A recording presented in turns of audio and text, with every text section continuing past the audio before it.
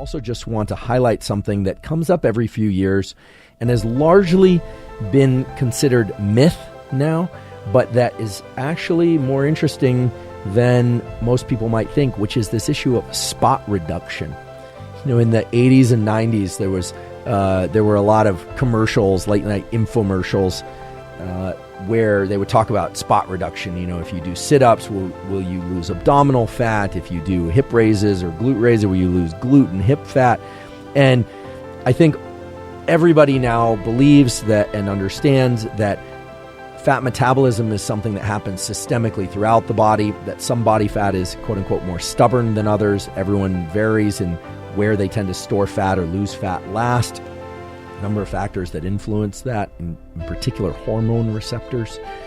But now, at least in the scientific literature, spot reduction and the possibility of real true spot reduction, reductions in fat in a targeted way, a body part or body area targeted way, is becoming more of a reality and may be a reality soon, because exercise that triggers the activation of these nerve fibers, these neurons that innervate fat.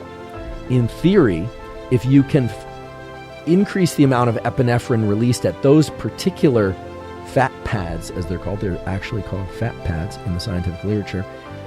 In theory, you could increase mobilization from those particular body fat sites.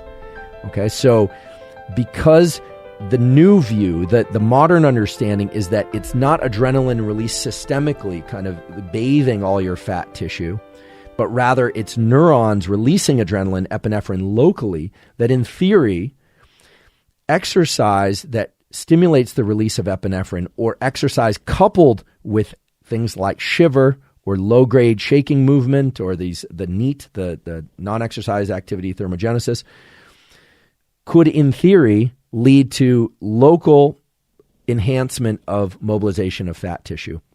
So I think that spot reduction actually will soon be something that's possible using the appropriate technology. What does this mean for you now? What could you possibly do for this with this information now? Well, I think it speaks to the fact that if one is going to engage in exercise, that doing exercises that involve lots of different body parts and movements is likely to encourage the maintenance and or growth of these neurons that innervate fat throughout the body. What this means is changing up the pattern of exercise, engaging in novel types of movements may actually be one way that one can access these so-called stubborn body fat pads.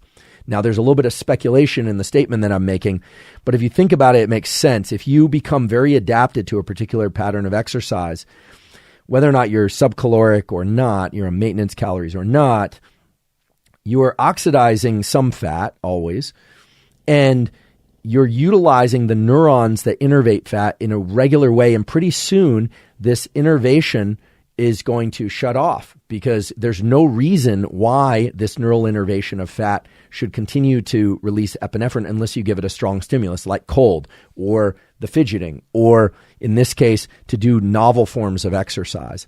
And there's some anecdotal evidence, and there I don't even want to call it data, but anecdotal evidence that people who have quote unquote stubborn body fat, if they start to adopt new patterns of exercise, they can start to access those stubborn fat pads. And again, fat pads is the correct way to refer to these in the scientific literature.